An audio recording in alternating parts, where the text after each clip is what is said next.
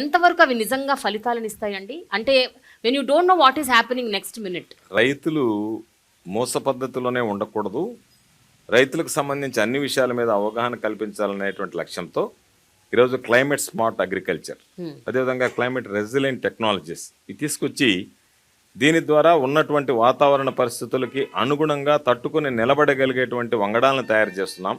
ఈరోజు ఆచార్య engineering agriculture university ద్వారా చీడపీడలకు కానీ ఏదైనా ప్రకృతి వైపరీత్యాలకు కానీ వీలైనంత వరకు తట్టుకుని నిలబడగలిగేటువంటి వాటిని తయారు చేస్తున్నాం. అదేవిధంగా వాళ్ళకి సంబంధించినటువంటి టెక్నాలజీ, భూసారం ఇవన్నిటి మీద కూడా దృష్టి పెడుతున్నాం. వీటన్నిటితో పాటు టెక్నాలజీ అందించి రైతులకి ఎక్కడన్నా ఏదన్నా ఇబ్బంది జరిగితే ముందు తీసుకోవాల్సినటువంటి జాగ్రత్తలు, రైతులకు సంబంధించి ఈ భూమిలో ఎటువంటి మనం పంటలు వేస్తే ఆ పంటలు అన్నిటికీ తట్టుకొని నిలబడగలుగుతాయి అనేటువంటిది. అంటే ఒకసారి కరువు వర్షాభావ పరిస్థితులు రావచ్చు, వరదలు రావచ్చు.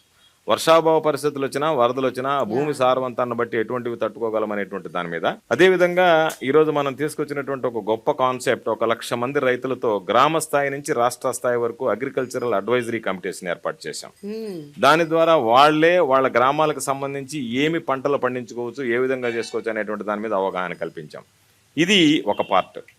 సెకండ్ పార్ట్కి వచ్చేటప్పటికి మనం ఒకవేళ ఏదైనా ప్రకృతి వైపరీత్యాల వల్ల నష్టపోతే ఆ రైతులను ఆదుకోవాలనేటువంటి ఉద్దేశంతో ముఖ్యమంత్రి గారు వెంటనే రైతు భరోసా కేంద్రాలకు ఒకవేళ నారు మళ్ళు దెబ్బతింటే 80% సబ్సిడీతో విత్తనాలు సరఫరా చేస్తున్నాం. ఒకవేళ ఏదైనా రైతుల పంట నష్టపోతే ఏదైతే ఇన్పుట్ సబ్సిడీ ఉందో గత ప్రభుత్వాల్లో చూస్తే వేలాది కోట్ల రూపాయలు బకాయిలు పెట్టారు రైతులకు సంబంధించి. బకాయిలు చెల్లించకుండానే ప్రభుత్వాలు దిగిపోయినటువంటి నేపథ్యం ఉంది.